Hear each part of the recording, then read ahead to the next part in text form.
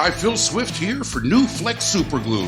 What's truly amazing is that our Flex Super Glue is so strong that just one drop virtually welds itself to the surface and can lift over 3 tons. Forget those old super glues, get the one that's new, Flex Super Glue. Go to flexsealproducts.com/3-ton lift to learn more about how one drop lifted 3 tons. For demonstration purposes only.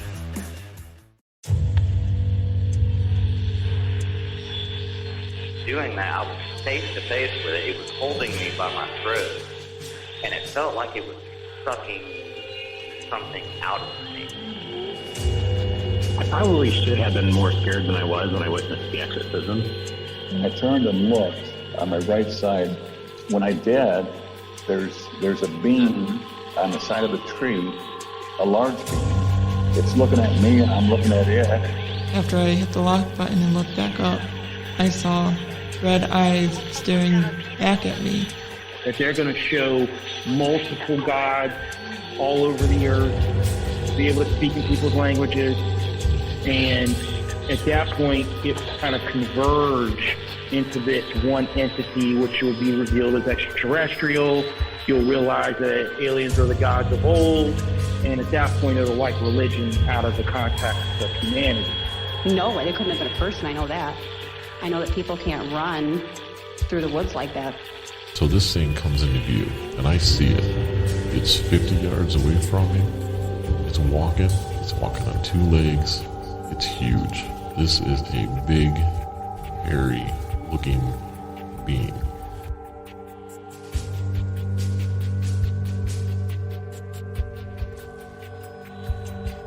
Welcome.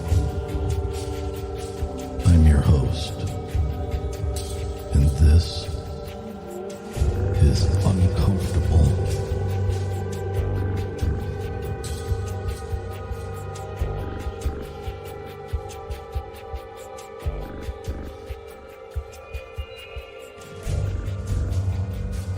Welcome back, my friends. I am your host, Eric Szilagyi. If you've had an uncomfortable experience and you'd like to have it featured on the show, please get a hold of me at contact.uncomfortable@gmail.com. Make sure to follow us on Facebook and Instagram, both at Uncomfortable Podcast 65. Most importantly, please share the show with others and make sure you leave us a 5-star rating and review where you can. That is the main way that you can help in getting this show out in front of more people. Finally, I would like to announce the launch of the uNcomfortable Patreon. Many of you have asked how you could help support the show, and this is the best way that I have found to provide you with exclusive content in return for your support. There are 3 tiers. Please go to patreon.com/uncomfortable podcast 770 and see if any of them may appeal to you. Patreon will be the only place where you'll be able to see the video shorts of A Little Uncomfortable and then the longer Afterthoughts series. All levels of Patreon will receive shout-outs during the upcoming episodes. You will be able to enjoy, at any level, all of the podcasts ad-free. The link for the Patreon page and our Discord server will be in the show notes below. Now, tonight's guest reached out to me via email with a number of things that happened throughout his childhood and teenage years that has led him to believe that there was some sort of an oppressive force acting on him and his family, and ultimately caused a strife with his church community being less than understanding of his questions. So, if you're ready, let's get into it.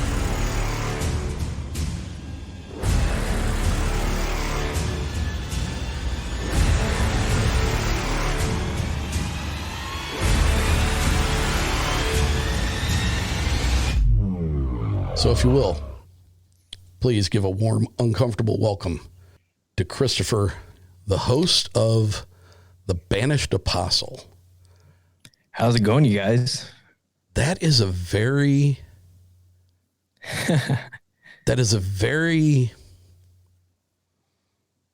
yeah. It doesn't leave a lot to the imagination.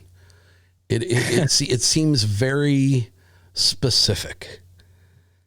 I would definitely say so. And when I first read it, I was like, first of all, that's a great name for a podcast. I'm glad. But I wonder what's the story behind that? So for a lot of my life, I've somewhat been the outcast and looking at life in a different way. I'm very analytical. A lot of people call me OCD. My wife says I have somewhat of a special kind of brain, if you could say. And as I grew up, I started to want to understand who God was and whatnot. So I'm just going through a bunch of scripture, not able to read. I wasn't able to read until I was like 15. And so I was attempting to read the Bible as I grew up, and I understood the basics, and I got into ministry, and all they wanted to do was actually teach the basics. And I'm like, I understand that. And I started getting with a couple of people that knew what I would call like high theology, or what everyone calls high theology, just trying to understand God better, not just, the gospel. So I would study that just day in and day out. And I remember one point in time, I was meeting up with a group of people, and we're sharing our experiences, what we read, what was going on during the week. And one person turned to me and said, if you guys have any theological questions, you can always go to Chris and he'll answer them for you. And it wasn't like, oh, you can go to Chris and he'll help you through it. It was more of like, he's always wanting to study these things, so go to him. And I would see this throughout like my church life, whether it was me studying theology or me studying cryptids, paranormal, anything like that.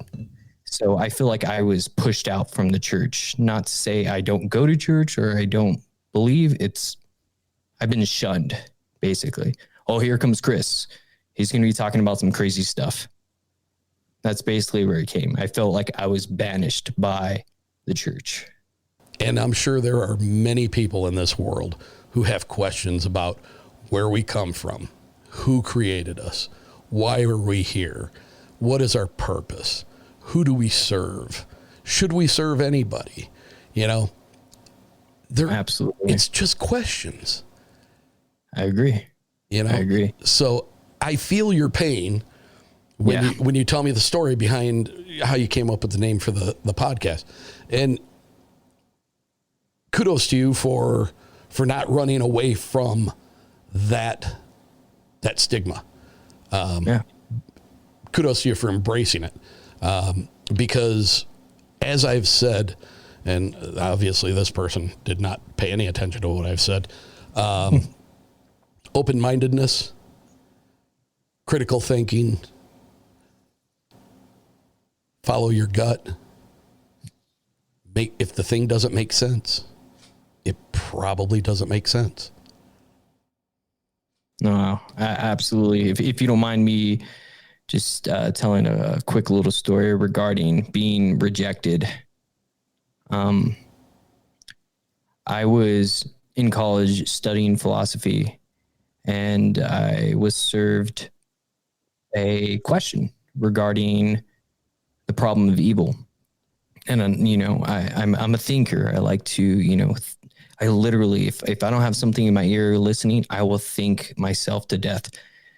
And, my professor provided me the question, you say you believe in God. What could that mean? So my professor provided me this question saying, since you believe in God, how do you figure all this evil in the world? You have the Holocaust, you have people being molested, raped. I mean, whether it was an outside person or within their family. Mm-hmm.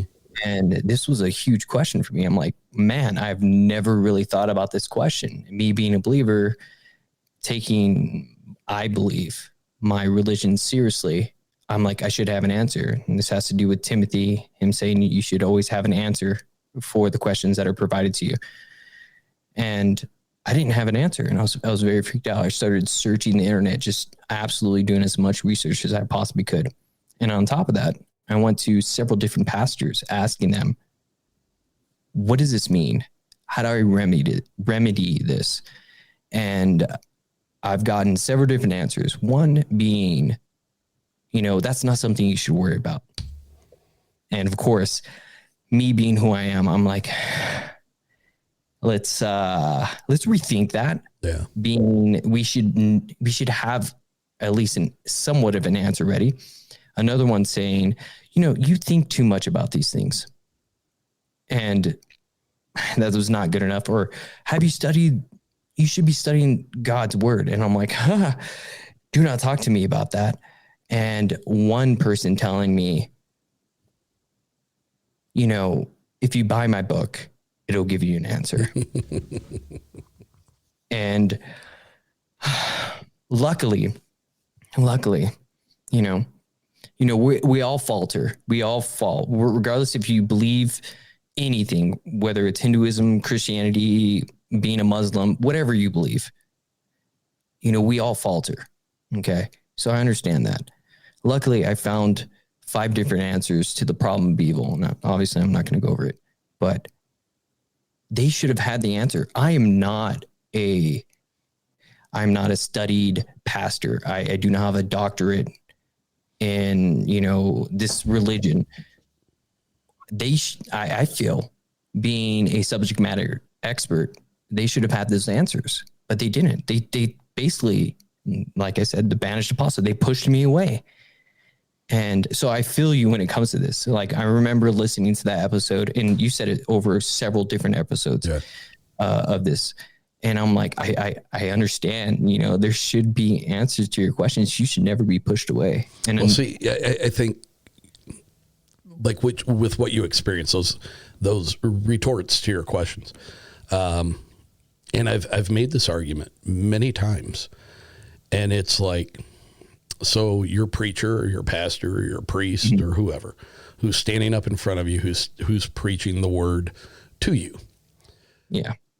Was taught by a man who was taught by a man who was taught by a man who was taught by a man.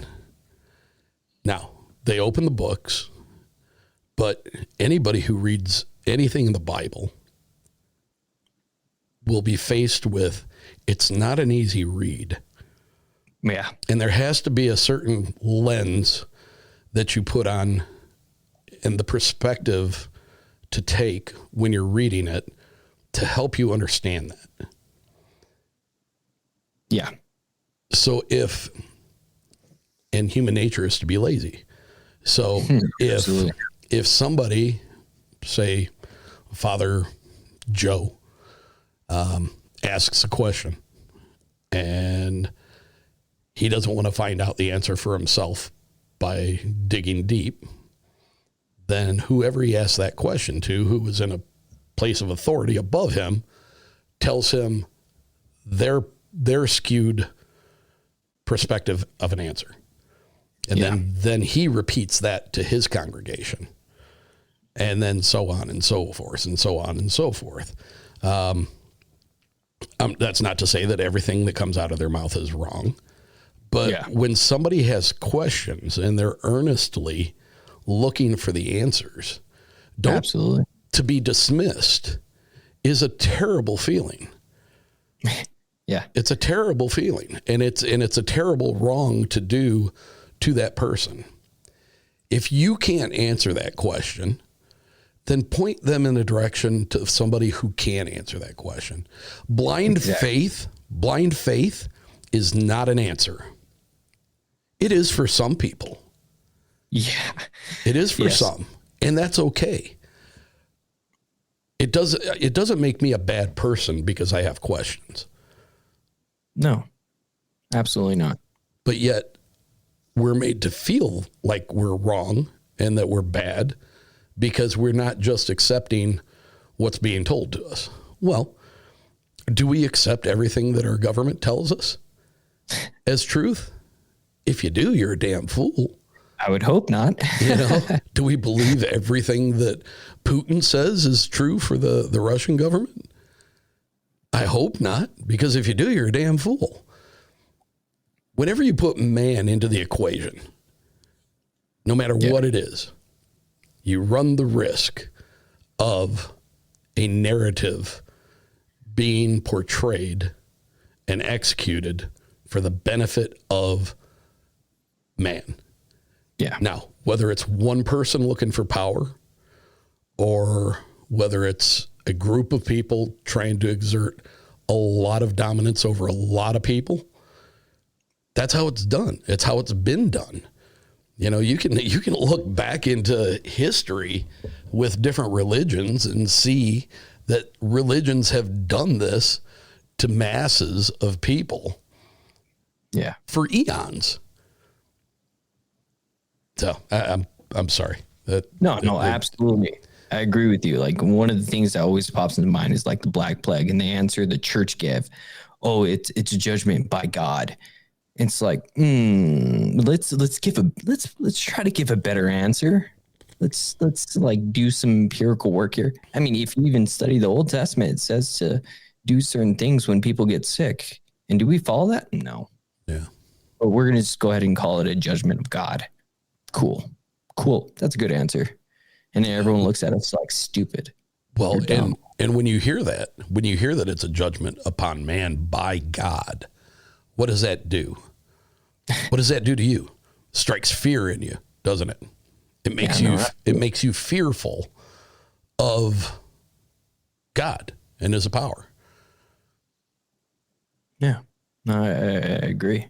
And sorry, I don't mean to digress and get away from, but like I absolutely think this is important, and that's why I feel so passionate about spreading the paranormal to whether you're a believer or non-believer, but especially the believer. Hey, we started out as spiritual. You have to be spiritual in order to believe in Christ. You have to. And then once you cross the bridge, you're no longer spiritual. Cool story. How did you get here? But I digress. So now that we got a pretty good understanding of why you've named your podcast that, let's get into some of the things that you were telling me about in your email, as far as the oppressive nature of things. I think you said started maybe back as early as 7 or 8 years old. Absolutely. I've been really pondering this and talking to my siblings. I am the youngest of 3. I have an older sister, but it starts as early, honestly, as like my mom. My mom has experienced oppression throughout her life. I remember her telling me about being held down by some entity. People hate saying the word demon. I definitely would call it out, a demon being held down. And then talking to my sister saying, I've seen these things. I've experienced these things. I've heard voices. And then, to be honest, I don't recall from, the earliest memory that any kid could possibly have is like 5 years old. From 5 years old to 19, I don't remember very much. But what I do remember are these demons or oppression or dark entities that have seeped in my life. And it was it started back when I was like 5. And at the time we went through a period which my mom was unable to really support us, and we were homeless. We're homeless for a good period of time. And luckily my grandma allowed us to stay with her. And the first memory I can actually recall is looking up at my grandma's house. So, regardless, you could look at any house and picture this. I would see this dark figure, and it's super unusual because normally when you hear about dark figures, you're thinking, oh, it's probably nighttime. They seen a shadow move in the darkness that was darker than what they were experiencing. Sure. But no, I would literally see these things daylight. It didn't matter what it was. And my first experience would be looking in at my grandma's house, and in the back right-hand corner, there was this dark shadow, faceless, just sitting upon my grandmother's house. And I mean, sitting on what? Sitting on the roof? Yeah, literally sitting on the roof. And I talked to my sister about 2 weeks ago, and we were going back and forth. She was relaying the information. She told me, like, I'm sorry that you blocked out a lot of the bad stuff that happened in her life. And I was like, yeah, no, I really want to know this. And she started telling me, like, you know, all this dark stuff started happening, like right from the beginning, even before you were born. And I was like, yeah, why did you ever have a bad feeling about our grandma's house? Did you ever feel like oppressed just even approaching? I remember driving down to my grandma's house and literally feeling like, I mean, one could say depression, but oppressed. And as we got closer, just darkness just seeping in. And she tells me, yeah, no, I experienced that. I experienced literally seeing these entities going into my grandma's living room and just sitting there. I mean, in the middle of the night, watching these things communicate to one another. And it would, you know, as a kid, we have to use the restroom. So she would literally run from our room into the kitchen, which there was a window, and it would be peering in the moonlight, and she would have to stop. And she would see these things. And it's not like they ignored her. They looked at her as she ran toward the restroom. Well, you said communicating with each other. What was the, how were they communicating? I mean, I guess you can say I'm kind of alluding or guessing that they were communicating. Whether or not I knew they were communicating, I got you. But they were sitting, like, there was more than just one, and they're all sitting down in the living room, and it's an unusual experience that she was having. I asked her, you know, like, what was going on? You know, like, they were just sitting there.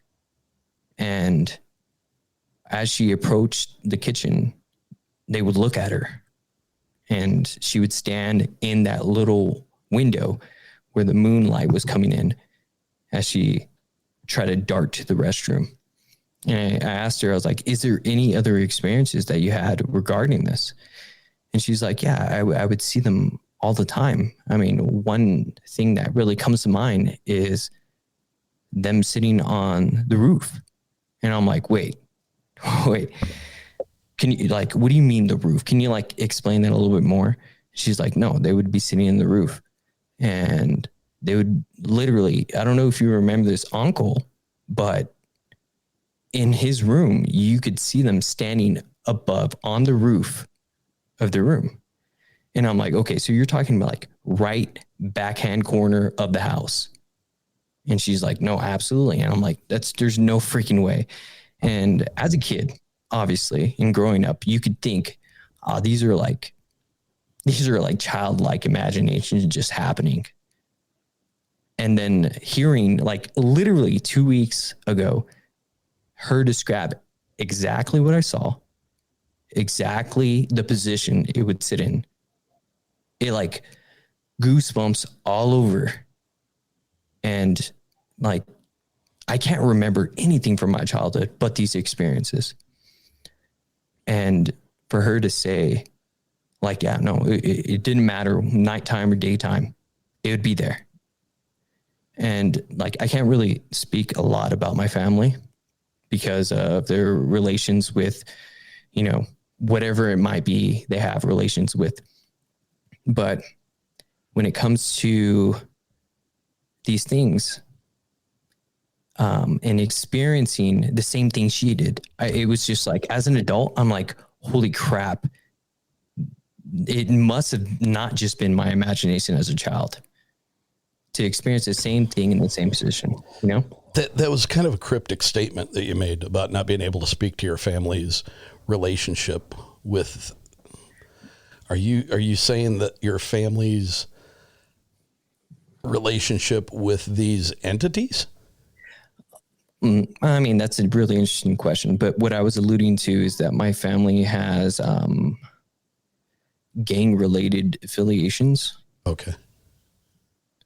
So like, I can't really specify exactly what was going on, but just saying, yeah.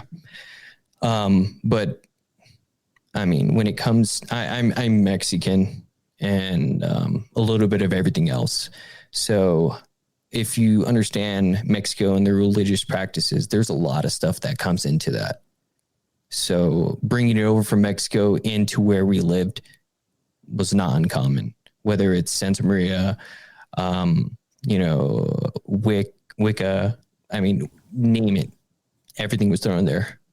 So it wasn't unusual for us to see these things. I mean, is that pretty common from your culture from back in Mexico?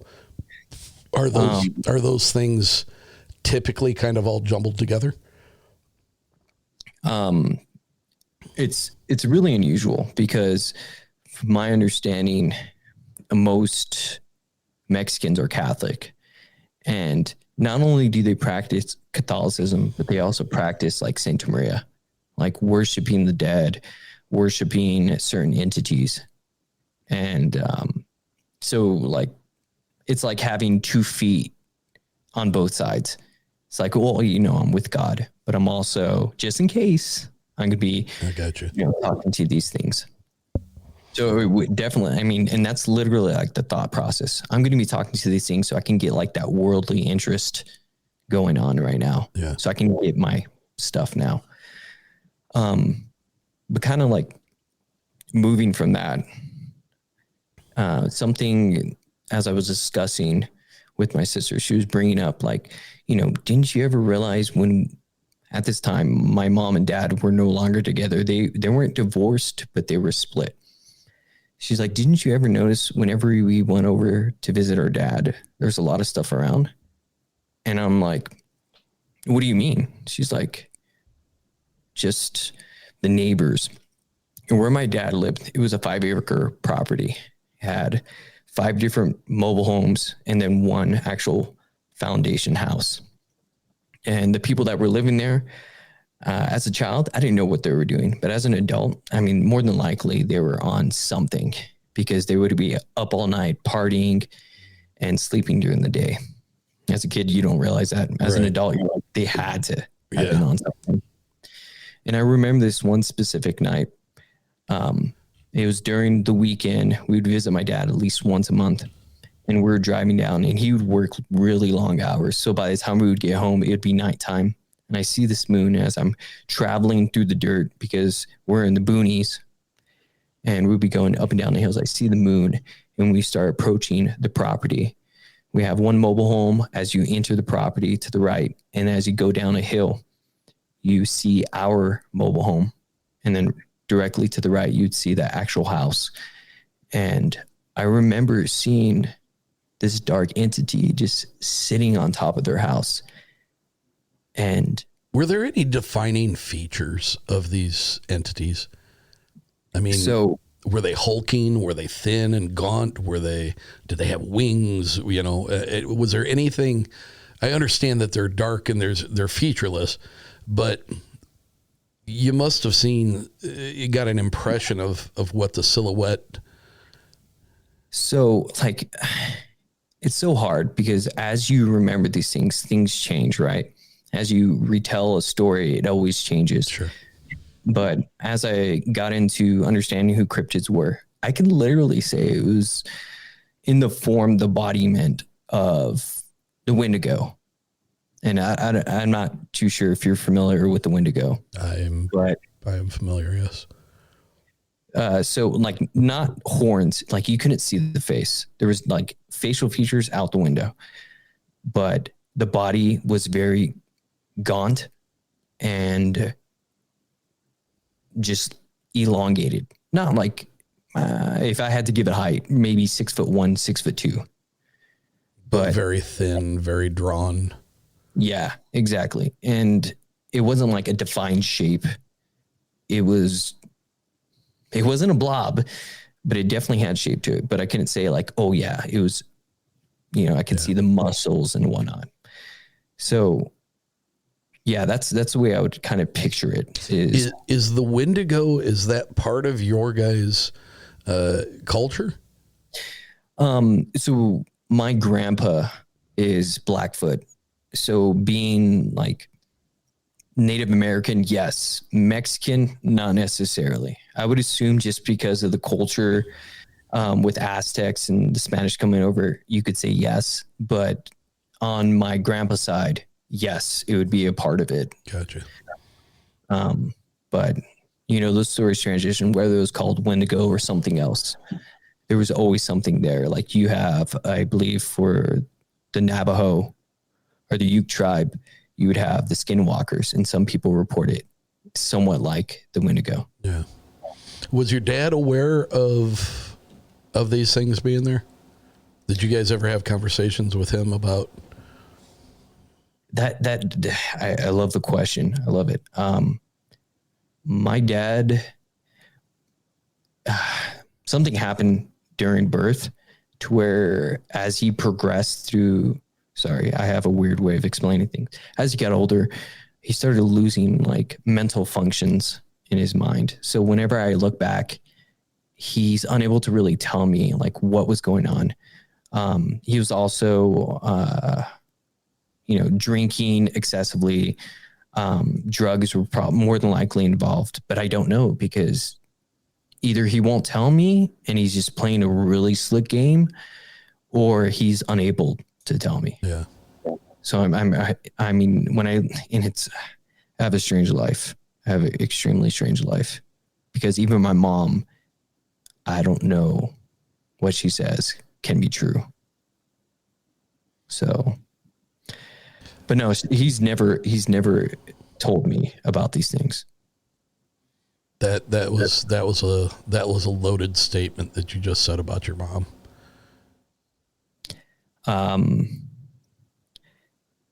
Can you explain? Well, you said, there's things about your mom that can't be true. Yes. If these things are off, if these things make you uncomfortable, that's why the show's called Uncomfortable. But kidding aside, I mean, if it's something that you don't want to get into, don't feel any pressure. I mean, just tell me, let's pass and we'll move on to the next thing. No, let's go for it. Let's go for it. Just because I don't think she definitely, I mean, she supports everything I do, but this is one thing she probably would not venture to listen to. But, so I was a mama's boy growing up, absolute mama's boy. Love my mom. And, as I got older and I don't know, my sisters tell me my dad was abusive. Like I said, I don't recall very much in my youth. My mom left my dad for some other guy and I was living with my dad. I rejected my dad, which is super horrible. And I was living with my mom and I started realizing everything she told me. I specifically remember being in 7th grade and my science teacher asking me like, what happens when you fall asleep? I was like, oh yeah, your eyes roll your eyes roll back behind your head. No, that's not the case. And there's multiple stories. That's just like the permanent one. Anything my mom would tell me, being a single mother, and I totally understand. She was super supportive. She was always there. I love her to death now, So whatever she said was written in stone for you. Yes, exactly. And I think that, and you know what? I'm so glad she did what she did because now I'm a critical thinker. I don't take everything face value. And that's due to her, whether it be good or bad. Anytime you put on a critical hat and use good thought processes, I don't think that's ever a bad thing. Exactly. And, you know, so all that stuff happened. My mom literally, okay, so sorry, I don't mean to digress. I know we're trying to get to a specific point. You're fine. There was one point in time where I was living with my mom. The boyfriend was there. He asked me a bunch of questions and asking me if I messed with anything that was in his room. And I told him, no, I didn't do anything.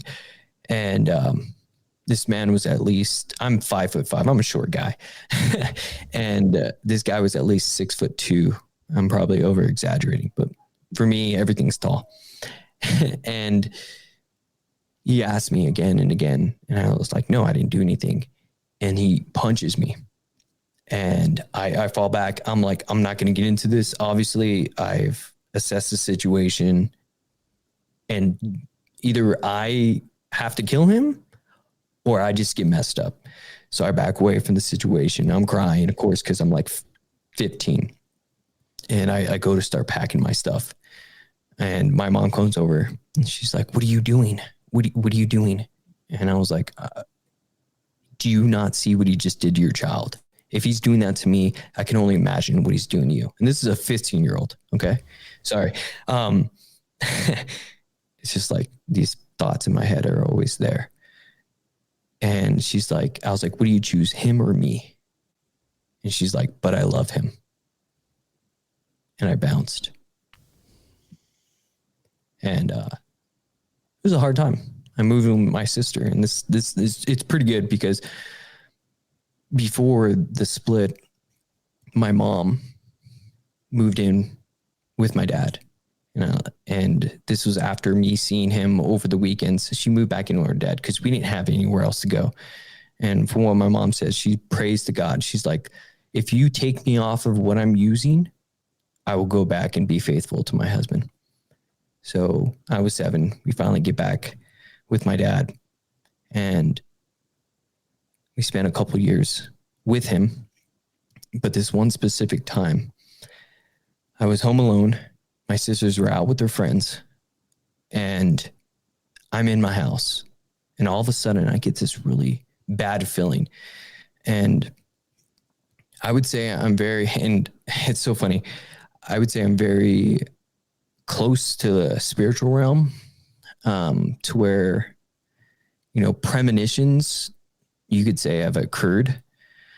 You can chalk it up to like happenstance or, you know, coincidence, but I'm very close. Like whenever there's something bad going on, it's not always I can see it, but if it's somewhere close, I can feel it. And so I was in my house, and I just get this really bad feeling. And we're in a mobile home. There's a sliding glass door, and we have curtains in front of it. And I'm like, okay, I need to get out of here. If I stay here, I don't want to look over my shoulder and see something. So I peek through the shades, and nothing's out there. I'm like, okay, coast is clear. Now this mobile home is like 6 feet off the ground to kind of balance it out because we're on a hill. And we have a porch, and then we have steps. So I sling open the door, sling it closed, run down the steps, turn around the corner, and I'm trying to book it to my cousin's house. Now, they're not my cousins, but I've known them for so long. They're pretty much my cousins. And as I'm running down this ravine to go up this hill to get to their house, I see in the corner of my eye some dark shadow. And this is like 1 o'clock. Now, I mean, times can vary, but I see out of the corner of my eye, and I look back, and there's this thing. I don't understand what they have to do with like sitting on houses or sitting on the roofs, but it was there. And I'm like, forget this. I start booking it down the ravine, going up and shooting through, because every house was divided by barbed wire, shooting through the barbed wire, trying to climb up this hill where I'm living at, this Paris, California, and there's sand everywhere. It's not dirt, it's sand. So I'm trying to run up this hill, bunch of rocks, to get to my cousin's house. At this time, they were actually on vacation, but I figured they would be home sooner than later. I don't see any vehicles, but I'm like, I got to get away from this house. So as I approach the house, they have these huge windows, like kind of like a sunroom type windows. No one's in there. And I'm like, crap. What am I going to do? So I shoot around. I'm like, maybe they went to work and their kids are still there. I can play with my cousins and whatnot. I go to the back of their house, and sitting on top of the roof is this dark, I want to say demon, just sitting there, just like watching me, like following me. And I'm like, oh my gosh, like, no, there's no way. There's no way. Come up with a side plan. I go down the hill where there's a slab of concrete, because we live in the dirt. We had a slab of concrete where there's a basketball court. I'm like, I'm just going to go down there, try to avoid this thing as an 11-year-old. Try to avoid this thing. And I start heading down the hill. And as I approach the slab, right behind the concrete slab is a shipping container. And sitting on top of the shipping container is this dark entity. And are these multiple entities, or is this just one that keeps moving from house to house as you're progressing down the lane? Like each time that you look over at another building and there's one sitting on top of it. Are there multiple, or is this just one entity that is like blipping in and out? Yeah. No, it's just one. I would definitely have to say it was one. In the Christian world, in the Christian realm, people say like using drugs, there's like demons attached to these drugs. And at the period in time, my mom was no longer using, but it doesn't mean that these things went away. And every time I experienced it, it wasn't like, oh, I see a goblin, or I see, any other type. It was like literally same shape, same thing every time. It was like it was following me. Like, I don't know why. But yet when you were in the house and your sister was trying to go to the bathroom, you said there were multiple entities, correct? Yeah. No, absolutely. Okay. Absolutely. And that was the weird thing, because like I said, I don't have a lot of memories of my early childhood, but that's why I reached out to her. And I'm like, I need to know these things, because randomly I'm remembering these things. Like I've suppressed these memories from, I don't know what, childhood trauma. I don't know. I don't remember those things. What I do remember is pretty freaking dark, and I don't know why, but it would have to be the only thing I could see. Maybe it's my dad and he's unable to tell me, but more than likely it's my mom and what she did and the things she was involved with. Just being spiritual. If you're involved with something, it not only follows you, but it follows whomever you're around. Typically. Did your mom practice Santeria? No, and that's interesting. I just recently I was notified of something she did, and I can't say what it was, but she did something that would more than likely attach, whether it be demons, jinns, or whatnot. She notified me, like, I actually participated in something that would cause this. And it literally, I think it was like 3 days ago, she told me this. And I was like, now this all makes sense. Yeah. So has there been any attempt to rid herself or rid yourself of these things? I guess to further that question, all this stuff took place when you were younger. Are you still experiencing? So, I don't know what happened, but it was like a light switch. I haven't experienced these things for about 4 years. And I just recently like 3 years ago, I made a move out of state, to New Mexico, and I haven't experienced it. And it's quite unusual because I purchased a house And I was informed by my neighbors that the people that previously lived in it died. And normally you would think that there would be some sort of, you know, whether it's good or bad, maybe a haunting. And then, you know, obviously this doesn't always occur, hauntings and whatnot, but me being who I am, I haven't felt anything. But I'm so sorry. This is super unusual. My wife just told me this morning. My son said, "Hey, you know, down the hallway where Dad's office is, I saw something." She literally told me that probably like 2 hours ago. And I'm like, what did I wake up? You know? Yeah. Because we've been discussing these things. I believe it's like a second episode. We talk about demons. Well, I've said this before, and I'm sure it'll come up again. Anytime you start looking into the abyss, as it were, it takes a while. But once your eyes get acclimated, you know, just like walking outside in the dark, once your eyes get acclimated, at some point you're going to start seeing things look back at you. Yeah. And that's a different perspective I've never considered. You know, so if is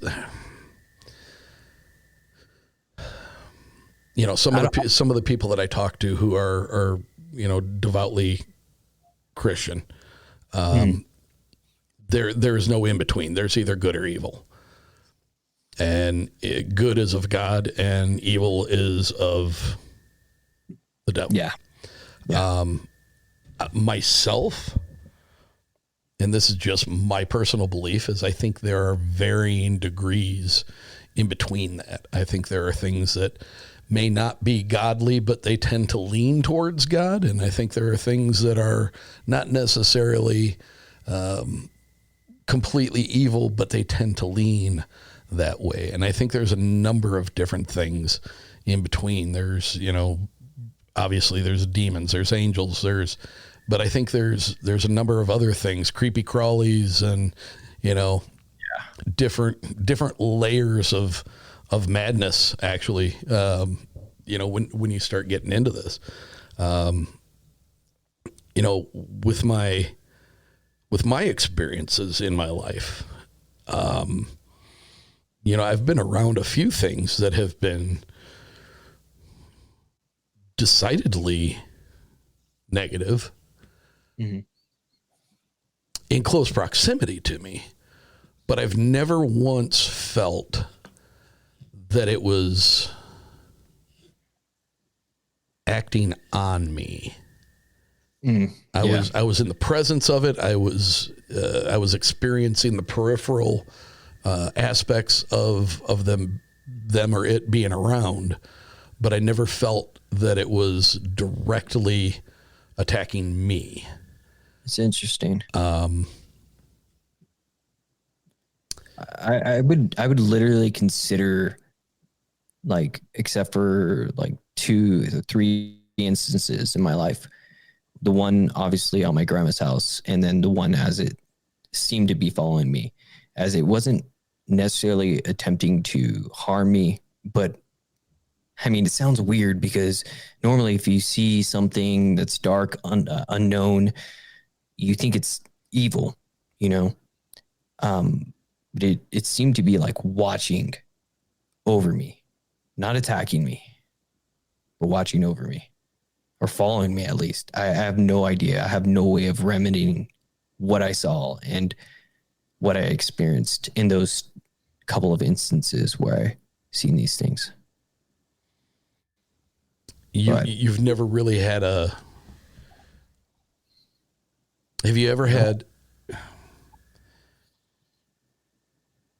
do you ever feel that these things are like acting on you? So kind of, I had to, and to what extent, I guess? I had to kind of like push back to when I was around 8 or 9, maybe older. But from what I could do with the research that I've done, it was around 2005.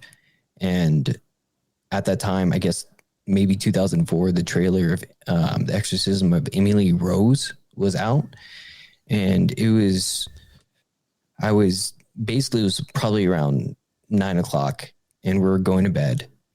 And I go to see like what's going on in the living room to get a drink of water, as a kid does.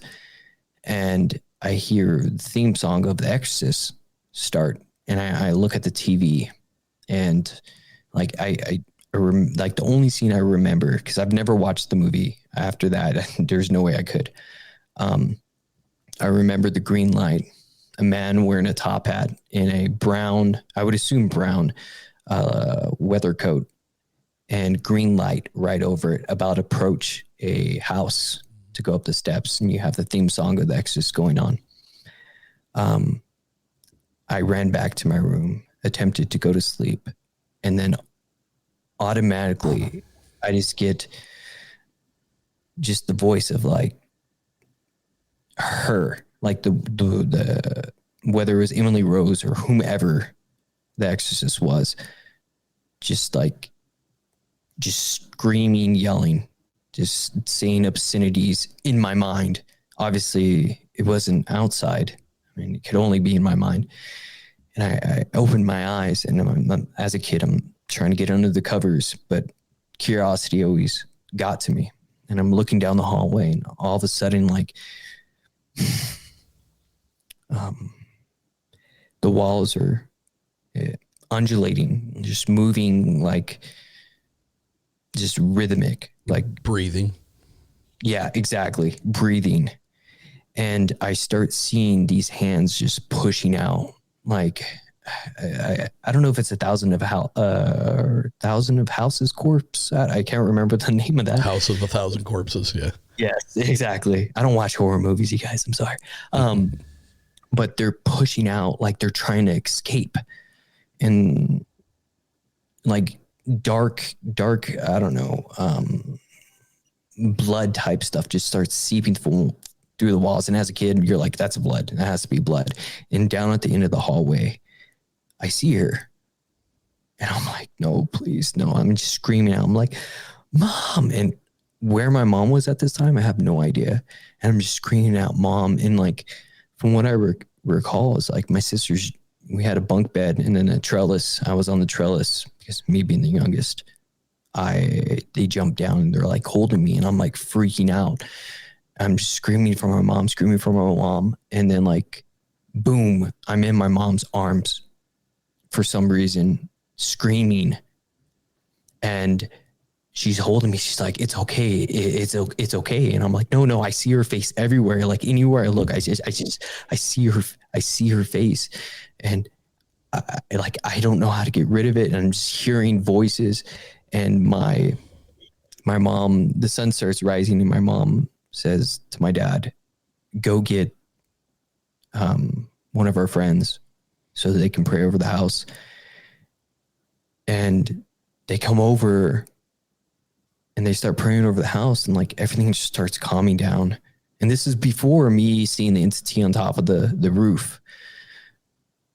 So like everything starts calming down, but it wasn't like they ever left. It's so strange, because like this is literally forced me into my faith. Literally forced me. I remember being back when I left my mom, moving to my sister's house, and I started pushing away, and not to get religious, but I started pushing away God. And at this time, we were poor. Like, I don't even remember eating anything. And for some reason, someone threw out a keyboard, and I was like, oh, awesome. I put it together, tried to figure out what was wrong, fixed it, and started playing. And I started learning the song Clocks by Coldplay. And my brother-in-law left his phone, and at this time they were able to record. And I started recording myself just to see, does this sound good? Am I doing it right? And I record myself, and I play back this recording. and it's going through the song, and all of a sudden I hear, and I'm like, what the hell is that? And I didn't remember this until I started talking to my mom, and she's like, hey, do you remember that one time you sent the recording of you playing clocks and you hear something? And I was like, holy crap, are you serious? Like, I blocked this out of my mind for a very long time. So no one was, I don't know why this always happens when no one's home, but no one was home. For the Millers, movie nights were once tradition. Now Sarah could hardly get through the opening credits, not on that old couch. But one day while shopping on QVC.com, she learned La-Z-Boy recliners had slimmed down a bit. And in just a few clicks, Sarah got her La-Z-Boy chair and a popcorn maker and a soundbar by Bose. And with one quick trip to QVC.com, movie night and Sarah's back were saved. Shop QVC.com/podcast and use code QVC20podcast for $20 off $40 for new customers. This is shopping brought to life. At Kroger, we know the minute a tomato is picked, the fresh timer starts. The sooner we get our produce to you, the fresher it is. That's why we've shortened the time from harvest to home for our tasty tomatoes, strawberries, and salads. So no matter how you shop, you have more time with your fresh produce. Kroger, fresh for everyone. Save big on your favorites with the Buy 5 or More, Save $1 each sale. Simply buy 5 or more participating items and save $1 each with your card. Kroger, fresh for everyone. I run out of my room. I'm like, I'm not dealing with this right now. I don't want to do this. I started pushing away everything so I could do stuff, so I can just be okay with what I felt was sin. And I run out of the room and I wait for my sister to get home. She finally gets home and I'm like, you need to hear this. And this is my oldest sister. I'm one of 3. And I'm like, you need to hear this. I need you to tell me what this is. And I started playing it back and she's like, what is that? Can you play it again? And I play it again and she's like, what is that? Just slow it down. If you can slow it down, slow it down. And we play it again and all you hear is, yeah. And I'm just like, what? Like, do you hear that? She's like, is it saying get out? Like, and at this time, there was a hole in the room that I was living in. And from what she told me literally 2 weeks ago is that like the house they were living in, the person that was living in prior to them practiced who knows what. I don't know what they practiced, but they found, and she couldn't really recall whether it was a Ouija board or maybe beads or something. They found something in there that was associated with, I don't know, witchcraft. She could not remember. I could not remember, but she was telling me like they found something, and the person that was living there prior definitely was doing some sort of witchcraft. And this was a week prior to my mom coming back, because apparently she left. No one knew where she was. She was a ghost. So in the week prior to my mom actually coming back from wherever she was, I got the idea, and this was the time that Ghost Adventures started becoming popular. Me and my brother-in-law would sit down and watch it. And a new movie came out. It's The Paranormal Activity. And we sit down and watch it. And I was like, oh, not a big deal. We can get through this and we're fine. Don't let any evil in your eye, whatever. Let's just push through it. We watched the movie. I'm like, hey, I'm going to bed. He's like, yeah, I got to go to bed anyways. So I go lay down. First night, fine. Second night, fine. Third night, not fine. The third night, I started feeling hands being pushed onto the bed, one after the other. I started feeling knees. So I'm feeling like literally something crawling up onto my bed. And I'm like, just go to sleep. Don't worry about it. And I went, and this happens so often that I've learned. I don't know if you're familiar with people praying in their sleep, but I'm able to I rebuke you in the name of Jesus Christ in my dreams. Now, can I control my dreams? No, but can I do that? Yes. because it's happened so often to where I would have these horrible dreams. And I experienced these things and I'm like, I'm just going to close my eyes and go to sleep. Could not do that. And I just started like rebuking whatever was there. Everything calmed down. And then a week later, my mom shows up. Now, a common thing that my family says is that whomever is here is bringing baggage. And typically when we say bringing baggage, because we've dealt with this so much, we meant demons. So my mom comes and she's there for like 2 days. My sister starts setting rules and she's like, no, I can't do this. And she leaves.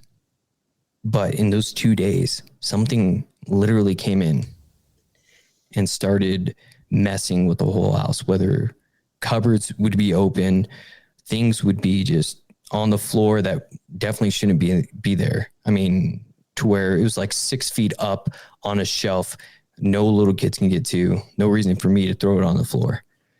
And I recall, once again, this entity crawling on my bed, and not only crawling on my bed, but shaking my bed, extremely violent. Feeling like being elevated, not just me, not me being elevated, but my bed being lifted up from the ground. And I was woken up probably around 4, maybe 3 o'clock in the morning.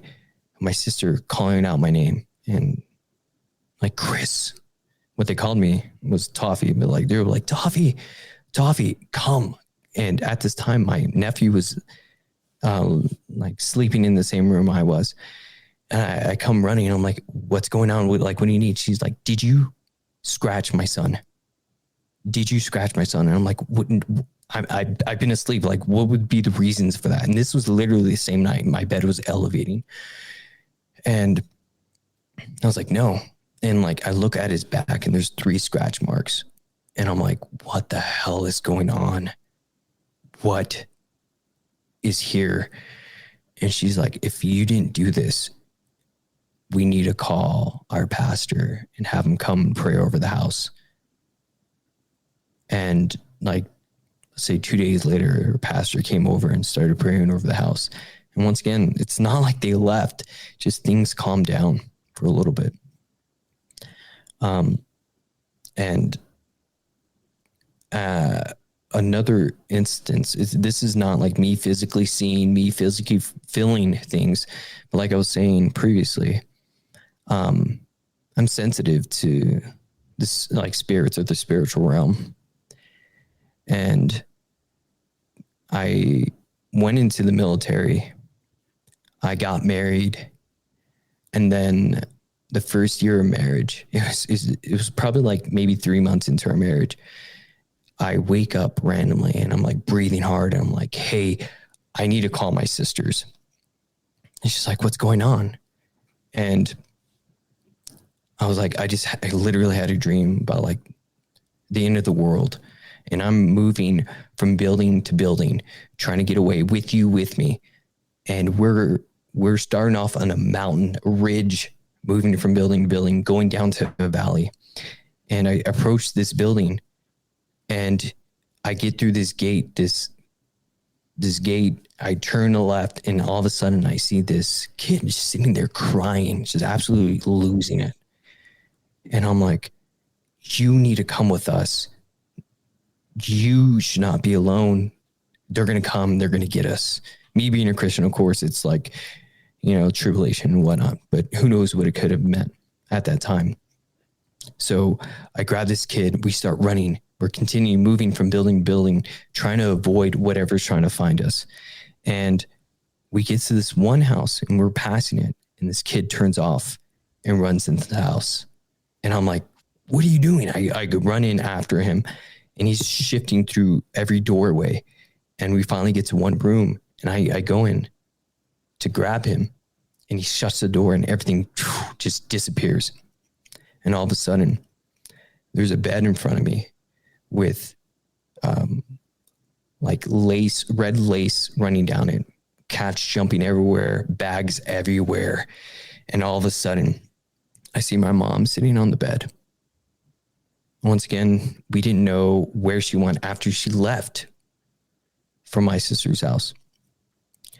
And she's like, Toffee, I'm coming home and I'm bringing baggage. And this was about, I was about, I want to say 17 when I was living with my sister, from 15 to 17.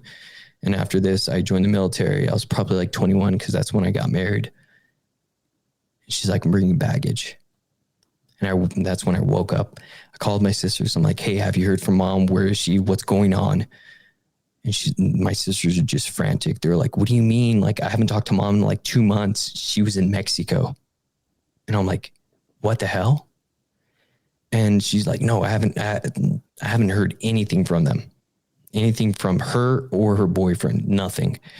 And I'm like, okay. I hung up the phone. I turned to my wife, and one of our friends, they've experienced the litany, whether it's oppression to possession. And I'm like, you need to call her and make sure she's okay. She calls her. She's fine. And a month later, my mom shows up at my sister's doorstep and her marriage goes to hell. Your sister's marriage goes to hell? Yeah. Like, both of them, they were fine. And then my mom gets there. And of course, you know, anyone can do that. They can step into a marriage and demolish it. But the weird thing is that she told me she's coming home. She's bringing baggage. And then she shows up at my sister's doorstep, unannounced. No one knew she was coming.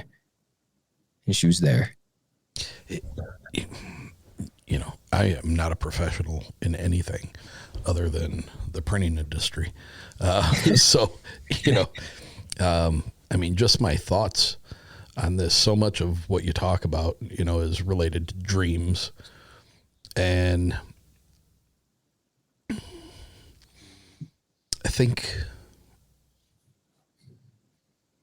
a person's belief system and what they've grown up with and what they've been taught from childhood. And I think those things, you know, like when you do experience something that is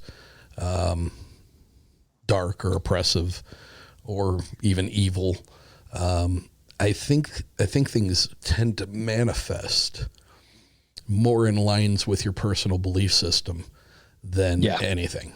You know, so, you know, a lot of the things that you've talked about have been, you know, very much run of the mill, what a Catholic belief would be as far as, you know, the dark entities and, you know, I wonder what part that plays in all of this, but also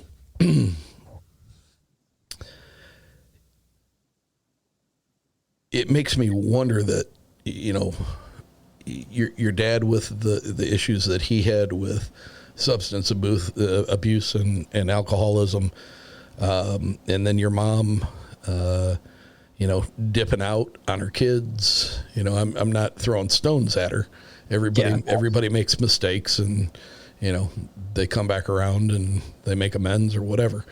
But, you know, to dip out on her kids, I mean, there's got to be something at play there there would have to be something very significant to get me to walk away from my kids for 2 months and not have any contact with them and leave them wondering what the hell is going on. So it kind of makes me wonder, going back to the early part of your story about being at your grandmother's house when you were young. You know, is there something possibly generational that you guys are dealing with that has been around? Because your sister herself said that these things had started before you were even born. So, you know, is this some kind of a generational thing? Is this something that has carried over because of certain practices or belief system, you know, when your parents were still in Mexico? You know, is it because of the drugs or alcoholism? I don't know that I believe that the drugs or alcohol themselves are demonic. Yeah, no, I agree. But I think that when you're under the influence of that, and those things become an important part of your life, that the veil between good and evil tends to become very, very thin. And when you're under those kind of influences, your spiritual self is compromised. And being opportunistic, like I think they are, that's when they move in and try to get a grip on something to hold on to. Yeah, they're literally trying to find anything they can grasp. Yeah. Yeah.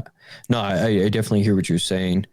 And number one, like at the time, I mean, throughout our life, throughout me and my two sisters' lives, my mom was constantly using. And not only that, just the position she was being put into, whether she chose it or not, of moving from couch to couch, living. It's hard for me to say this just because I don't want to, she's not going to listen to this, but like, I don't want to offend her. Sure. But she had to do things in order for us to be fed or to live. Yeah. And stuff. So like, I mean, kudos, props, absolutely. Like, I'm the man who I am today because of her. But you have to let yourself go in order to commit these things. Mm-hmm. And that you leave yourself, you leave your disconnect. Exactly. Your guards are down. You have to. It's not like you're unaware. You literally put them down. And then whatever comes in, comes in. You're pretty much free market after that. Yeah. And that's now generational. My mom is extremely superstitious when it comes to these things. And she would say yes. For me, I don't believe in like generational curses or anything like that. We're all given in, and it's not that I wouldn't say someone else's experience couldn't be that, but for me personally, I can't say I believe in that. For my own reasons, I've chosen my own path. I've decided to make whatever I've done on my own, whether outside or inside influences. Yeah. And so it's always linked to my mom. My dad, I can't really say very much about him. Even when we were living with him, he wasn't there. So and now that I'm older, I'm able, as you get older, you're literally able to have a conversation. You can talk about whatever to your parents. Some things are off limits, but most things are open. Unable to, due to his, mental, I guess you can say, capacity and what he's willing to share. Yeah. So there's gaps in my understanding when it comes to these stories. I'm a person that loves two sides. I will not agree upon something unless I know both sides. So it's very, I don't know. It's very interesting because I have to come to conclusions on my own and not say everything's set in stone, but I have to figure this out. And I've been doing this since I was 5. So yeah, I've had crazy, and I talk about this dream specifically due to the fact that this dream woke me up, told me what was going to happen, and a month later it happens. And that's not only the first time. I remember driving on the freeway when we're going, typically in California, if it says 65, you're going 80, if not 90 miles per hour. And I turned to my mom and I'm like, we need to pull off. I just get this extremely bad feeling. I was like, we need to pull off. If we don't pull off, this tire is going to blow. And she's like, what are you talking about? Trust me, pull off the next exit, please. And I start crying and just bawling. They pull off. A day later, they were coming to pick me up. And the roads that they took to come pick me up from school, they're about 35 miles per hour. And this is the only way I can reason it. They're about 35 miles per hour. We're driving back to go to our house and the tire blows. And not only that, But my mom comes a couple of years earlier. My mom comes by. I was riding my bicycle and she's like, "Hey, do you want to come with me to go do whatever errands I got to do?" And I'm like, "No, I'm not going to come." And she's like, "What do you mean you're not going to come? Just come." And I'm like, "No, I don't feel comfortable. I literally do not feel comfortable going with you." And, like I was saying about like my mental state, I'm unusual due to the fact that I say what I think, and that's the only way I can communicate. I've gotten better with that over the years, especially having a wife. So I told her, I was like, "I just don't feel comfortable." And she's like, "All right, I'm leaving then." And as she is going to do her errands, I get this call about 5:30. And they're like, "Toffee, your mom's been in an accident and their car's totaled." Now, I wasn't specifically told then at that instance that that was going to happen. But if I would have gotten in that car, I would have been wrecked. Yeah. And so that's what I like kind of mean when I say like, I'm in touch with like the spiritual side. And I hate saying it because, people use that for any which way. Well, no, I mean, but when you have precise instances like that, I mean, I think that is a prime example of spirit at work. Does it mean that you're gifted, or does it just mean that you are open to accepting when spirit is around you, Exactly. paying attention to it? I think there's a difference there, and I think that's a pretty oftentimes kind of misconstrued. Some people think that they're gifted.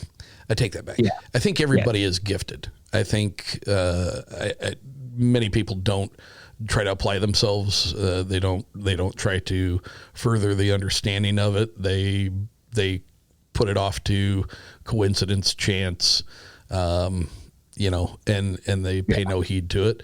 Other people recognize it and they try to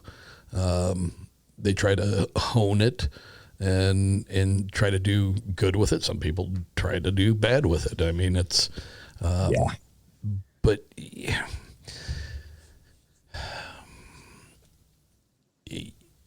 not to speak ill of your mom, but I mean, it definitely seems that a lot of this stems from her. Yeah. And even though you've had some terrifying experiences, I don't really get the impression that it's overtly been after you. I think similarly to some of the things that I've experienced, I think you're experiencing the peripheral effects of them being around. They're letting you know they're there, and they're letting you know that they have the power to affect things. Absolutely. The dream stuff. Dreams for me are a difficult one. Stuff that's prophetic, that you wake up and you're like, that really stays with you, and then 2 days later it happened. That kind of stuff is one thing, but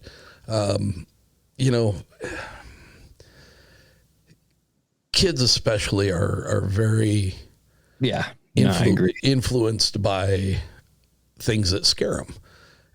I mean, you were talking about the exorcism of Emily Rose, and in your description of what you remember seeing, that was actually the poster from The Exorcist. The Exorcist came out in 72 or 73, and Emily Rose was in the mid 2000s. So, I mean, what are the chances that you fell asleep and you had a nightmare because, I don't know, did you see part of The Exorcist as a young kid? No. Or know anything about it? I mean, I don't know that there's many people that don't know that, Linda Blair's head spun around and she spit out green pea soup and, said a slurry of obscenities at a priest. That was the most disturbing scene for me. As the scene continued on, there was something very specific that she did that I could not believe they asked an actress of her age to do that, let alone film it and put it out there for people to watch. The rest Back in of 1972. What's that? Yeah. The rest of the movie I thought was very, very good, very well done. And it was terrifying for its time. And obviously the score, just hearing the music give you chills. All that to say, I guess, I think for me, dreams, man, you can have a full on crazy dream about something that may have just been one little speck of something you witnessed that you really didn't even pay any attention to. And then all of a sudden that becomes, for whatever reason, a main point of a crazy dream. So it's difficult for me to put a whole lot of faith into dreams, but you talk about seeing these dark entities sitting on a house. That's a very specific thing. And that's, quite honestly, that's creepy as hell. That's kind of like gargoyle-ish. In fact, when you were talking about it, it's like, man, I wonder if that's got anything to do with, where they came up with the idea for gargoyles to sit on the roofs of places to, obviously they were designed to scare off evil, but they look pretty damn evil themselves. So interesting. I've never really considered that, because everything has some truth in it, whether it's a fairy tale or a legend and whatnot. It's all built off of some truth. And I've never considered that, like whether or not those things could have been a representation of whatever someone in the past saw, and that's the reason why they created gargoyles, because it never harmed me. And that's another part of your story that kind of, I know it's very easy when you say you see something that is dark, that we immediately put the association of, since it's black or dark, that it's evil. Yeah. What if it's not? What if it's one of those in between things? What if it's something that is keeping an eye on you? What if it was there to keep harm from happening to you? Yeah, no, absolutely. No, I could definitely, because it literally never really did anything to me. But the unusual thing is that, like, my sister saw it too. And, like, the one instance that she told me a week ago was that these things would literally, like, sit at the foot of a bunk bed, and she would be at the top, and they would be peeking over, and she would close her eyes and pull her covers over her head, and she would look again, and boom, it would be right there in front of her face, literally sitting on her. Like old hag syndrome. She's had, what's just like sleep paralysis. Yeah. And it's so sad because, like I said, I don't recall very much of my childhood. And she's like, people are meant to experience the things they're meant to experience. I remember everything. And I'm like, and me and my older sister never had a good relationship up until about a month ago, where me and her started talking about these things.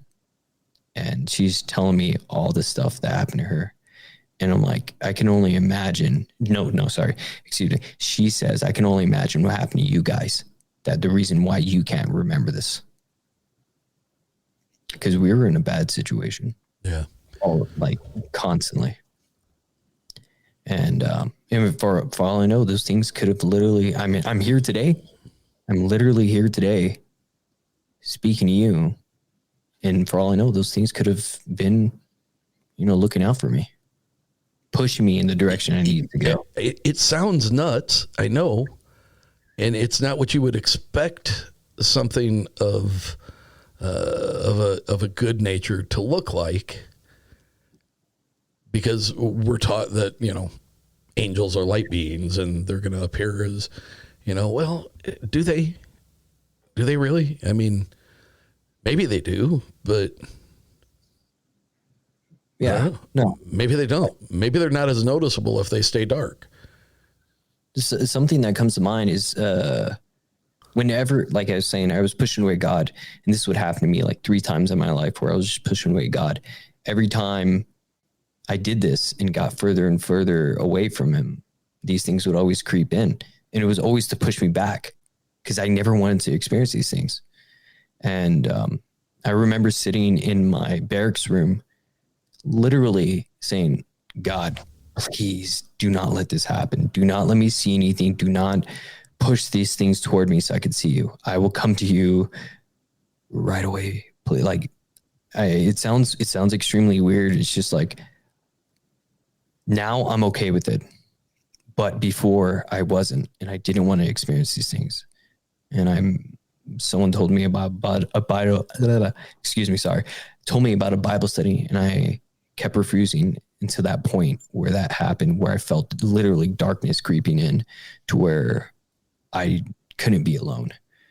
And I went to this Bible study and everything once again just dissipated. And there was one more instance that I hadn't mentioned, and this was like after me seeing my mom come home.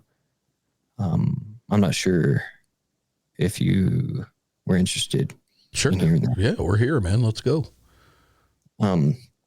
So, and it's interesting because you talk about dreams, and I don't dream. My wife, ask her a billion questions about dreams. She has dreams all the time. I don't dream. It kind of sucks, but I was asleep dreaming. I was laying on my bed in my dream, and I have all these cats just jumping around, just like the little baby kittens. It was a great time. They're all jumping around. We're having a good time. And they started disappearing, and there's one left, and it jumps over the side of the bed. And I was talking to my wife, and I'm like, dude, it's super unusual. At that time when we were living in Fallbrook, we didn't have our bed on anything. It was literally on the ground. But this thing jumps over the bed down to the ground, and I go chasing after her. Like, hey, what are you doing, cat? Like, what's going on? And I go to reach under the bed, and all of a sudden I get pulled by something. And this, like I was saying, just some darkness pulls me, and it's like literally jerking me under the bed. And once again, this is a dream, so who knows what it means. And it looks at me, and I look at it, and it's like, tell me what you know. Just directly. And normally, like I was saying, I would pray in my dream. I rebuke in the name of Jesus Christ, and it would go away. But at this time, I didn't do that. I get this extreme, huge grin on my face, like the Joker from Dark Knight, if I'm referencing that movie correctly. Just huge grin. And everything disappears. It goes away. And for me, I don't know how to interpret dreams, but at that time I was, like I was saying, being the Banished Apostle, I was studying theology and getting into the word. For all I know, looking back on it, it could have been like, you are going to come into some sort of understanding that no one's going to accept you for. Just 2 days ago, I was talking to my wife. I was like, I feel like I've been rejected by everybody. Absolutely everybody. A lot of parts on because of me. Not say I was mean or anything like that, but I feel like I was never accepted by the church. I joined the military so I can get family because I never had family. My sisters were there, but were they there? I joined the church to get family, being rejected by them. Luckily, I have a wife and kids, and they're always there for me. But it's not always the same to be able to reach out to someone. Right. Yeah. To tell me these things. And for all I know, that dream could have literally been saying, like, what you're studying, no one's going to accept you for. And I'm okay with that. Oh, I think you should be okay with that because I think, how long have you been doing your show? Well, sorry, not to be rude, but it was like they were saying, no one's going to care about what you're studying. And that was the time where I was like, well, that's fine, because I'm okay with you now. I'm no longer afraid. Yeah. What you could possibly do to me. But yeah, I mean, since then, really nothing except for like 2 days, or maybe even just this morning with my son. Nothing. Do you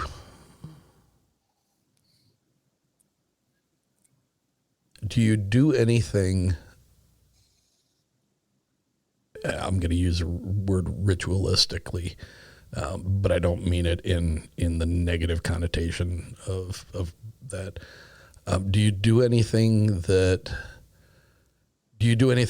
to cleanse your house, to cleanse, to keep your family safe? Do you, I assume you guys are involved in the church. I mean, have you, with all the stuff that's gone on, have you ever reached out to someone from the church or somebody who deals in those types of things to cleanse you, or, banish, clear the house or bless the house or anything like that? Is that something that you believe in? Is that, So I'm black and white when it comes to like reading the scriptures. So I've never like asked someone that is an exorcist to come and bless my house, or someone that is a medium to come and like read the room, or someone to do incense or anything like that. The only thing I would do is just like before I go to sleep at night, which sounds kind of like menial or small, which is pray, like God protect my house. Anything in our house, I rebuke it. I do that every night myself. Yeah. I don't think there's anything menial about it. Yeah. Yeah, no, that's probably, but I haven't practiced that. I've been really frustrated with the church and the way it's going. So like, I don't know, I'm in one of those stages, I guess, and I'm okay with it. I'm okay with the fluctuations of where I am in my life and what God has put me in and how he's going to grow me in these situations.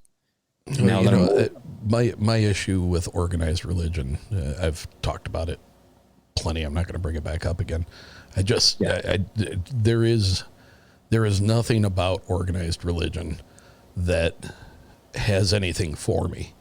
It is,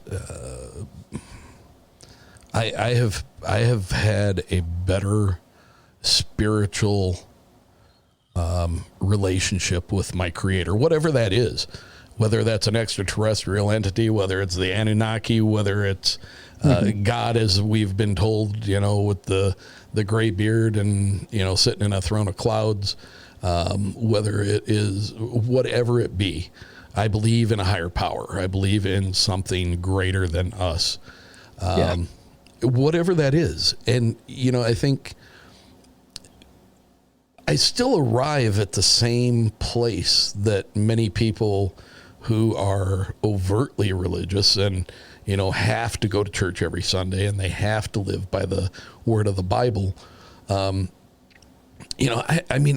talked with a woman for quite some time.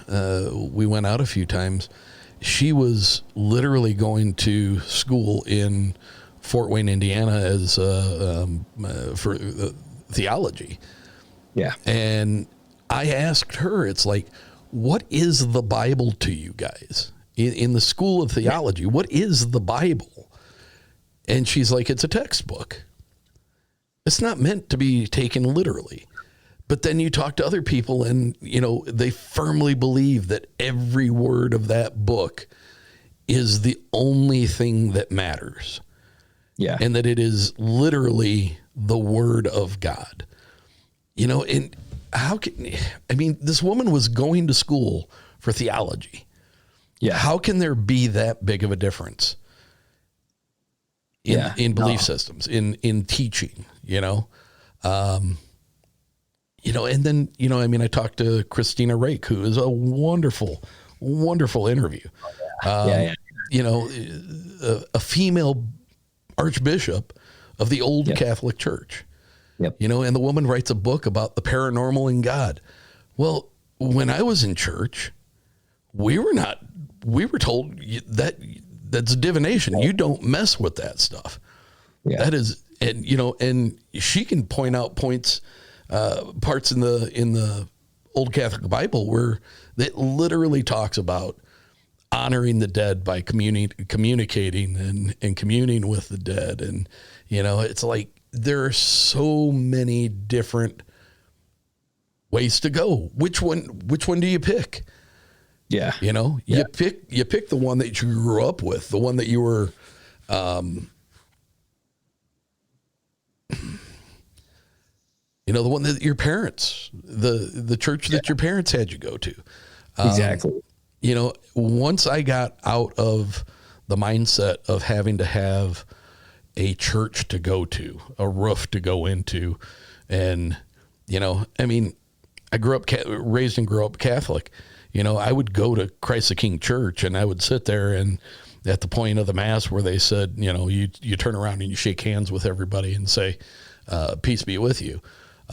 Literally, I'm looking back and shaking hands with the neighbors from my neighborhood who will not look at you, let alone speak to you, Monday through Saturday. Yeah. But in church, they got the smile on their face, and it's like, peace be with you. It's so great to see you. And, but yet, where were you? Yeah. So, I'm not saying that there isn't a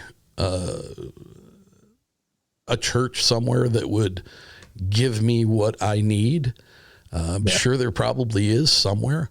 But I have a much more comfortable relationship with my Creator, and I feel it's more fulfilling than it ever has been when I tried to look at it through the periscope or telescope of organized religion. You're going to, from a Catholic standpoint, you're going to stand up in front of me and tell me what's right and wrong, but yet there's, 33,000 cases of children who have been molested by a Catholic priest in the last however many years. And that's not a big deal. You guys just shuffle them around and you put them into different communities and nobody knows about it. And then all of a sudden it comes out and then they move them to another community. And, they continue to be able to do what they do. That for me, that's got nothing to do with God. That is absolutely got nothing to do with my Creator. So, I definitely hear you there. I definitely understand where you're coming from. But at the same time, I think we end up very close to arriving at the same point. I just do it my way. You do it your way. Joe Bob down the street, he does it his way. As long as you go through life and you're a good person, you try to do the right thing, you help people when you can, and you have faith in something bigger. Man, I think you're doing all the right things. I really don't believe that there's going to be a day where we wake up and there's, great white dome throwing a judgment. Yeah. I think the possibility that there's going to be a day where I end up standing in front of Jesus Christ and he's going to be like, well, are you coming? Or are you going? Yeah. And I'll be like, dude, I knew it. I knew it. I'm packed. I'm ready. I'm going, Yeah.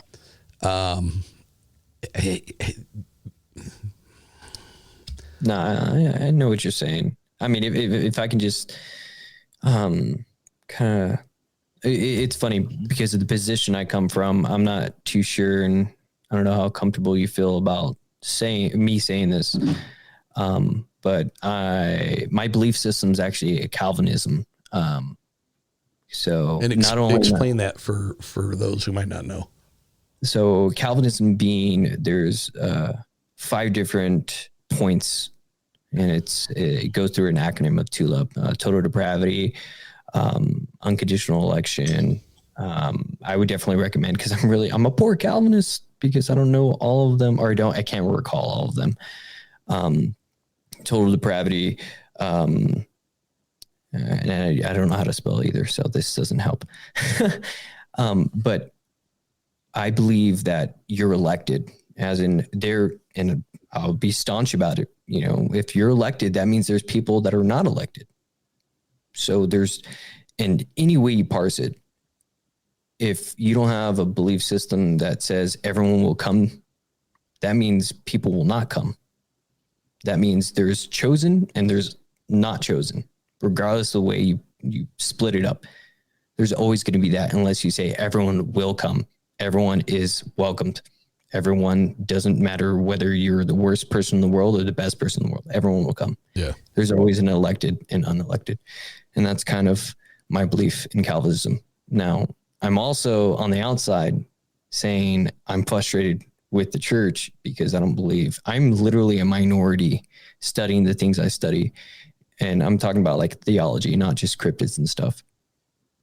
And I shouldn't be a minority within the church if people believe the Bible and try to understand it. And I agree with you when it comes to people have interpreted the Bible. So there's meaning that could be lost. And if you're a scholar of the Greek text or the Hebrew text, you'll know that, yes, there's different translations. But I believe the original words that came down through the apostles were true. But when it comes to like the word that is put out in front of us, yeah, there's going to be differences. Yeah. But I'm not trying to preach or anything like that. No, you're absolutely fine. I mean, this is an open venue to you talk about. I mean, your belief system is ultimately what shapes how you experience the things that you've experienced.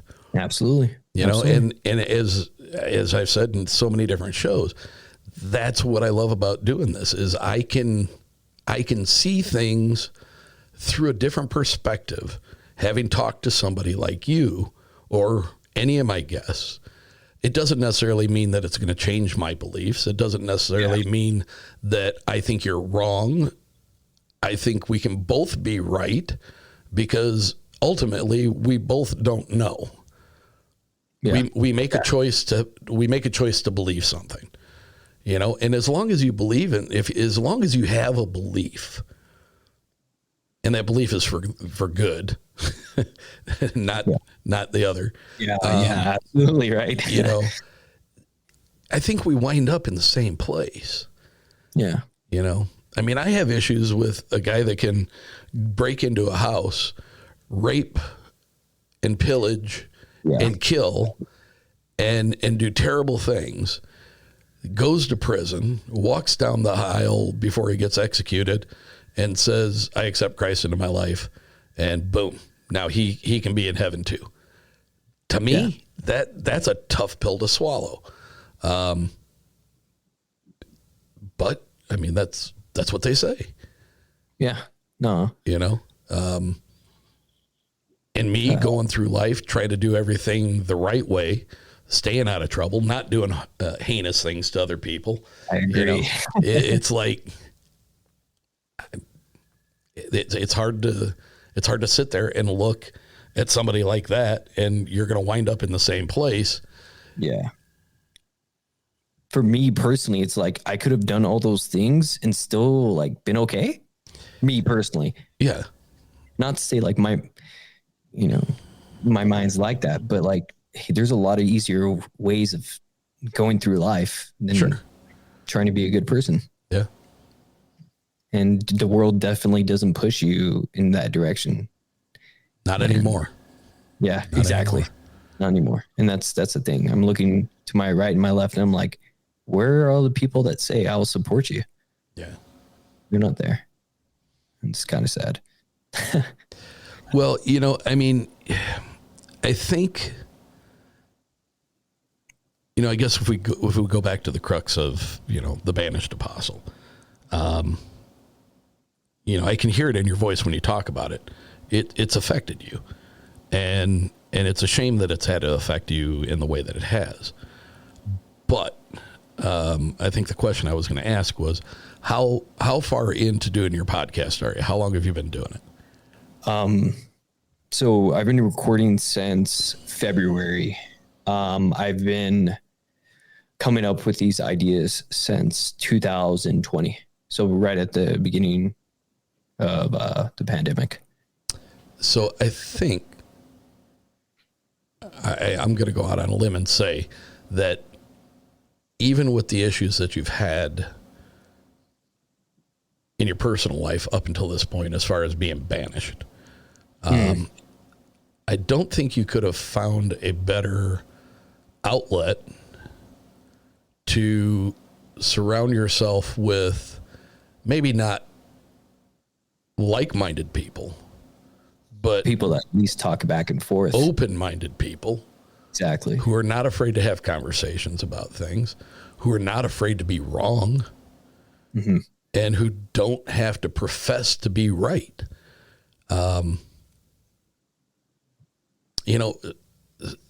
I can say that, my beliefs in, and not in everything, but, my beliefs in some things, man, they can change.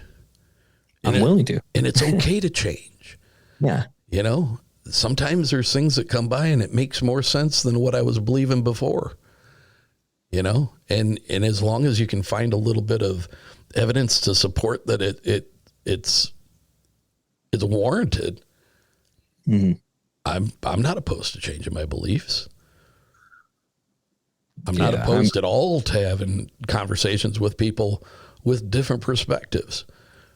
That's what's so jacked up about this world anymore is, it's almost to the point where you can't have a conversation with somebody unless they're a carbon copy of you. Exactly. And if they don't agree with everything that you say and they get some little snot look on your face because you're different or your opinions don't mesh with what the hell they say, who gives a shit? Yeah. I mean, what are we going to end up just all being the same mind, the same belief system? Don't venture out. Don't think outside the envelope, outside the box. That's not going to get us anywhere. No, I agree with you 100%. I'm open, and that you hit it like the nail on the head. The reason why I started all this is to have open communication. It's bad when no one's correcting you, and not to say I'm wrong and not to say I'm right. But if you don't get correction, how are you supposed to learn? And that's, not to get into like my disabilities when it comes to like learning, but I couldn't read until I was like 16, if I could read at that age. And so I've had to use other ways of learning things, and discussing, asking the questions is what I've been about. I'm not afraid to be wrong, and I'm extremely open to it. But this world, what it's come to, what we live in, it's no longer like that. It's either you agree with me or you're going to be literally banned. You're gone. Yeah. I don't want to hear this. I'll say hi. Maybe. So no, I agree with you. I love the open-mindedness. I'd offer this up as just a little bit of advice. Absolutely. As far as doing your podcast, consider not always just diving into something on your own. Consider having guests on that you can have conversations with. Look to people who are knowledgeable in different aspects of religion, of different aspects of cryptozoology or, extraterrestrials. Have those conversations, because those conversations, I think, will help you eliminate that gap that you feel from being ousted from, your from what you were looking for from the church. I think when you start having conversations like that and you're able to see things from different perspectives, doesn't mean you have to change yours. Doesn't mean you have to change your beliefs. But when you can start looking at something through a different set of lenses than the ones that you've been born with, I truly believe that makes a huge difference. I know it has for me, and that's all I can speak to, is what my experience has been. But hey, Chrystoffer, let's wind this up. We're just about 2 hours, which is pretty typical for my show. Let everybody know where they can get a hold of you. If you got website, where they can find your podcast, social media stuff, let everybody know so we can get it out there. I appreciate you. Yes, you can find me at the Banished Apostle podcast, whether you're on Apple Podcasts, Google Podcasts, wherever you get your podcast from. Also, I have social media, Facebook, Instagram, TikTok. You can find us at the Banished Apostle podcast. And of course, you can always email me at the Banished Apostle podcast at gmail.com. You can always reach me there, especially if you just need someone to talk to. But I appreciate you, Eric. I really do. Well, I appreciate you, my friend. It was nice. It was nice that you reached out to me. I've listened to a couple of your episodes. What? Yeah, I have. Nice. Because of whatever reasons, we're not allowed to wear earbud at work anymore. So that has eliminated a good chunk of my ability to listen to podcasts while I'm working, which still just is a thorn in my ass. I disagree with it. I vehemently disagree with it, and I have voiced my opinion about it several times, but to no avail. I have listened to your show, and I think the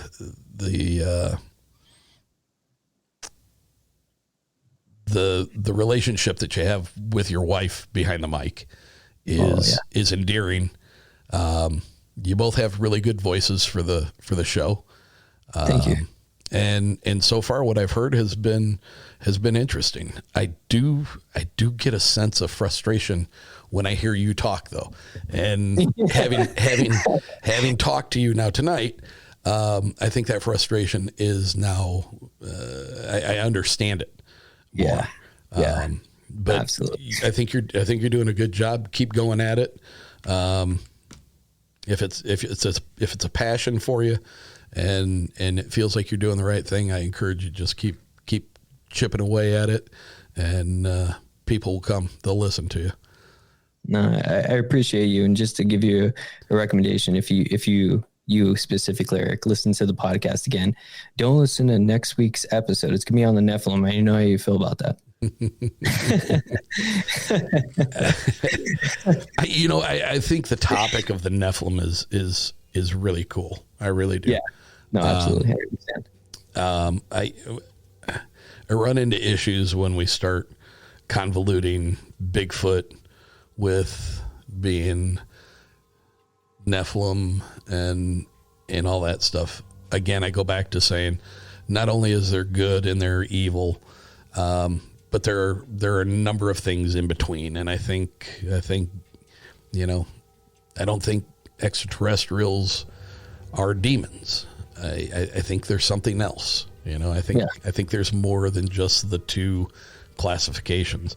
And honestly, I mean, when you look at it, religion can't work if there's no evil. Yes, exactly. So there's times in my life where I go through periods where I'm like, they work together.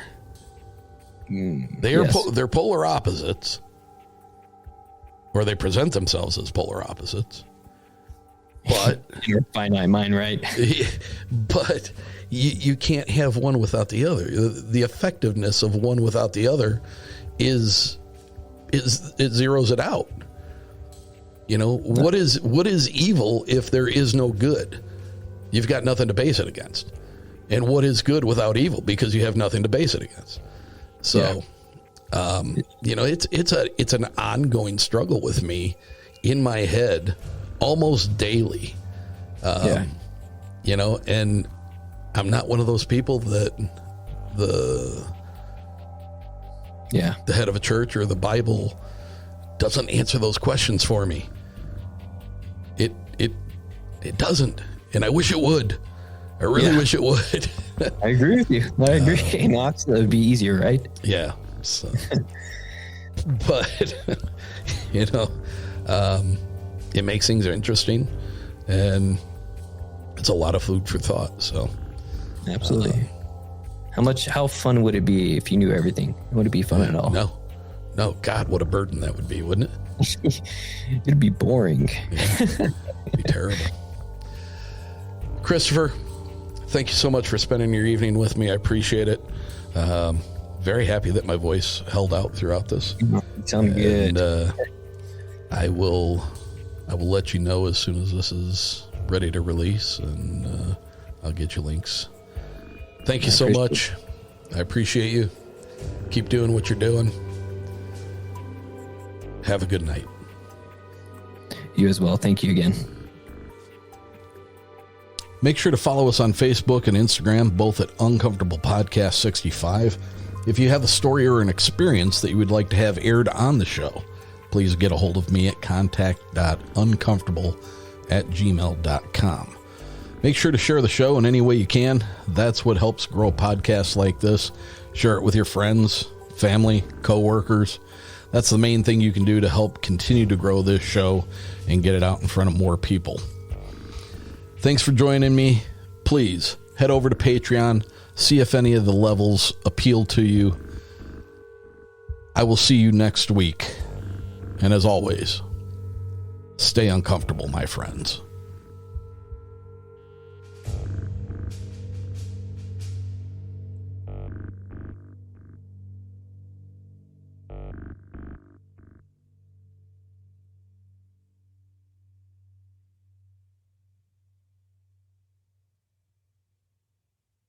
When you download the Kroger app, you have easy access to savings every day. Shop weekly sales and get personalized coupons to get the most value out of every trip, every time, whether you shop in-store or online. Download the Kroger app now to save big.